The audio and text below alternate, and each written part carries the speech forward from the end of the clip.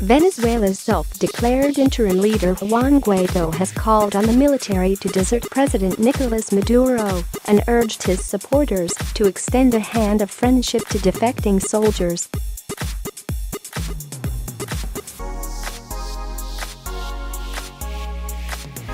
Addressing a crowd of thousands on Friday, Guaido hinted at the inevitability of a changeover of power, calling for further mass demonstrations until a transitional government is formed.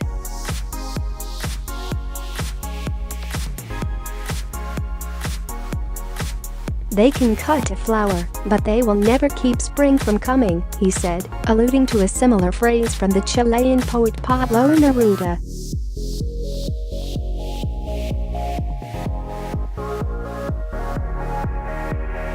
"They think this movement will deflate, that we will grow tired. But nobody here will tire, nobody will give in.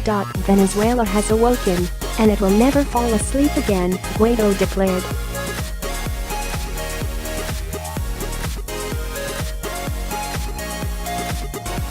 But it may fall on deaf ears as Venezuela's powerful military high command threw its weight behind Maduro on Thursday.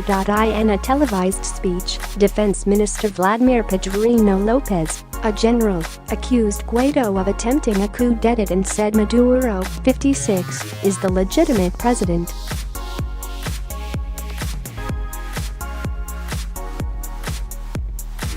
Eight further generals who command of strategic regions of the country reiterated their absolute loyalty and subordination to the socialist leader in messages carried on state television.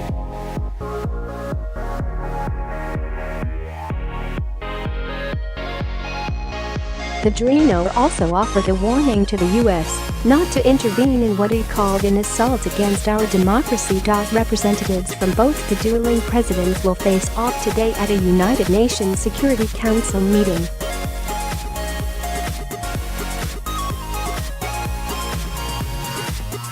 The U.S., which orchestrated the meeting, has offered Guaido its full support, but its motion to focus the discussion on Venezuela has been strongly opposed by Russia.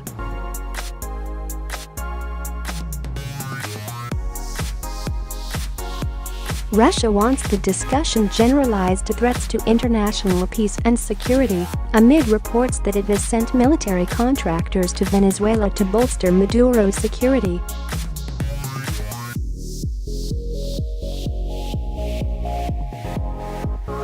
Well-informed council diplomats, speaking on condition of anonymity, because discussions have been private, said there is expected to be a procedural vote called for by Russia.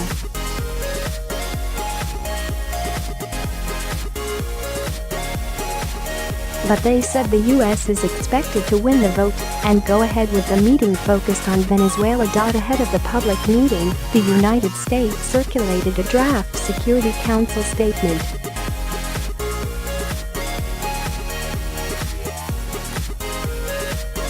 The draft, seen by Reuters, said, as conditions in the Republic of Venezuela continue to deteriorate, the Security Council expresses its full support for the National Assembly as Venezuela's only democratically elected institution.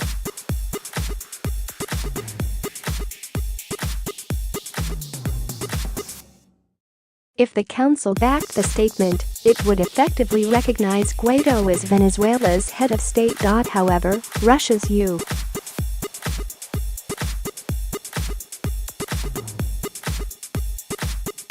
Ambassador Vasily Nebenzia said on Friday that Moscow would oppose the move. Council statements must be agreed by consensus.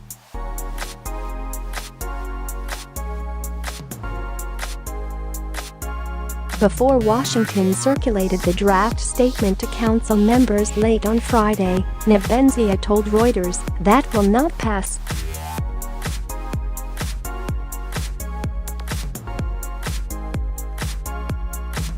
For us, nothing changes. The draft statement also calls for the immediate start of a political process that leads to free, fair and credible elections with international electoral observation in the shortest possible time.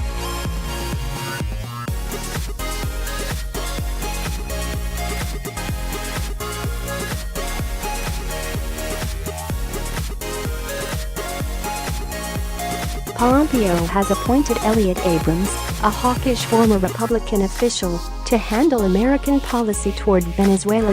Neo-conservative Abrams, who is a proponent of an interventionist foreign policy, previously served under Ronald Reagan as U.S. Assistant Secretary of State for Inter-American Affairs.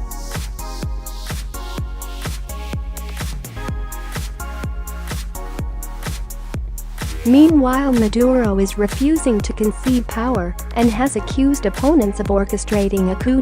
This is nothing more than a coup d'etat, ordered, promoted, financed, and supported by the government of the United States, he said Friday.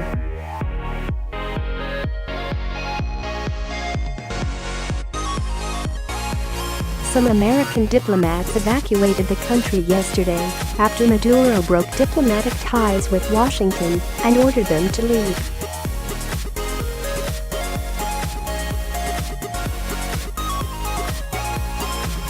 The Trump administration is now attempting to cut off Maduro's funding streams, according to National Security Advisor John Bolton.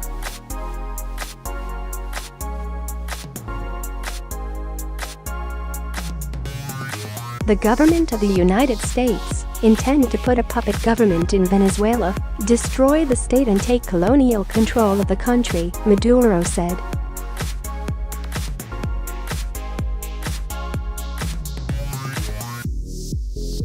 But he added that he was still willing to talk with the country's opposition, even if he had to go naked.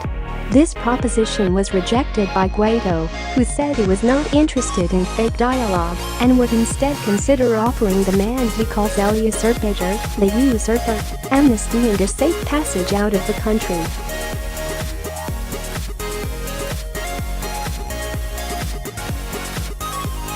Both sides attempted dialogue last year, but it fell apart as Maduro pushed forward with an early election that the country's most popular opposition leaders were barred from running in.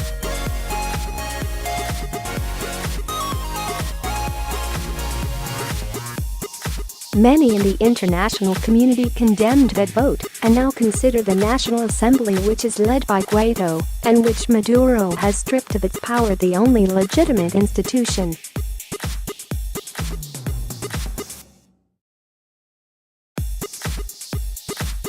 As tensions continue to bubble, the Inter-American Commission on Human Rights said it was granting precautionary measures to protect Guaido and his family.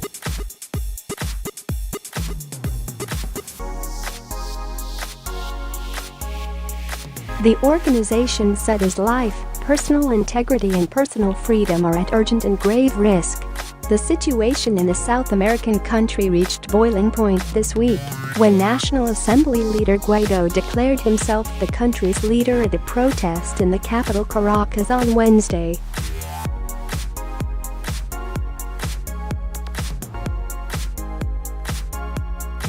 His leadership was swiftly recognized by the United States and about a dozen regional governments, including those of Brazil, Argentina, and Colombia.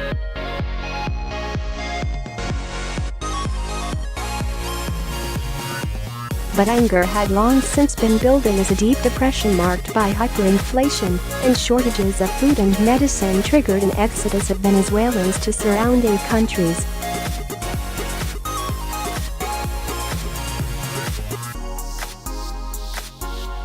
Guaido's move is the most direct challenge to Maduro's rule despite years of protests at home and international efforts to isolate the regime amid a growing humanitarian crisis fueled by falling oil prices and government mismanagement.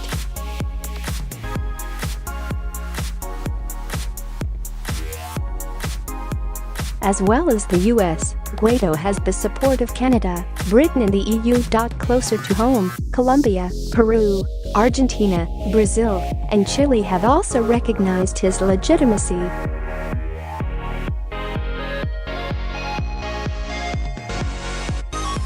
Mexico, Cuba, and Bolivia, all in the hands of leftist governments, pledged support for Maduro, as Russia, China, and Iran. Putin expressed support to the legitimate government of Venezuela amid the acute political crisis that has been provoked from the outside, the Kremlin said.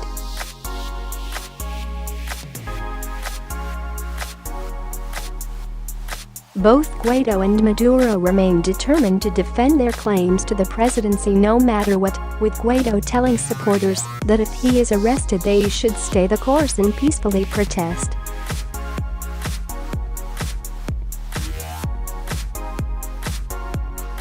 But the standoff could set the scene for more violence and has plunged troubled Venezuela into a new chapter of political turmoil that rights groups say has already left more than 24 dead.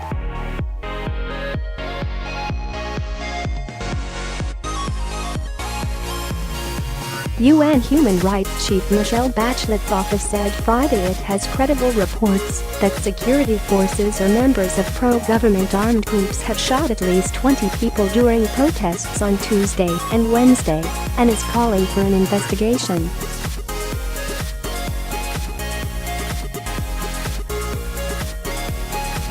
The total figure is likely higher. The Venezuelan Observatory of Social Conflict says 21 people were killed by gunfire in protests and looting on Wednesday and Thursday, on top of 5 deaths authorities confirmed Tuesday.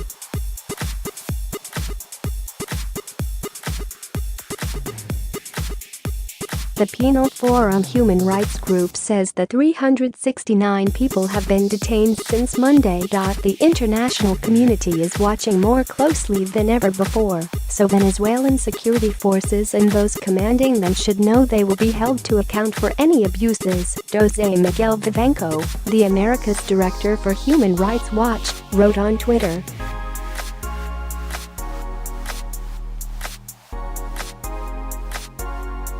Guaido has said he'd be willing to talk with any party willing to discuss restoring democracy, but short of that, he said there would be more protests.